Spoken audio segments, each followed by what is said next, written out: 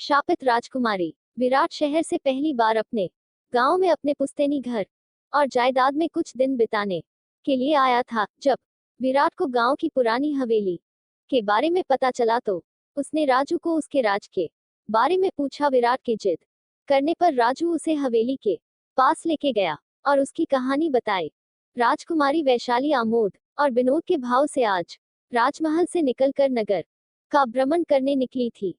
भ्रमण करते करते वो नगर के बाहर साधु की कुटिया तक जा पहुंची। वहां एक बरगद के पेड़ के नीचे युवा ऋषि ध्यान मग्न बैठे थे।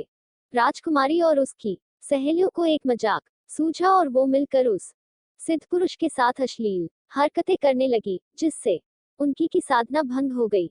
साधु को बहुत तेज क्रोध आया और उन्होंने अपने पास रखे कमंडल से पवित्र जल लिया और मंत्र पढ़कर राजकुमारी को शाप दे दिया। तुझे कम उम्र में ही ज्यादा उत्तेजना हो रही है, यही तेरे दैक का कारण बनेगा। तेरा जिससे विवाह होगा वो तेरे साथ संबंध बनाने से पहले ही मृत्यु को प्राप्त हो जाएगा। राजकुमारी वैशाली ने जैसे ही सिद्ध पुरुष के मुंह से शाप सुना वो उस सिद्ध पुरुष के चरणों में गिर गई और शाप वापस लेने की भीख मांगने लगी, विनती करने लगी।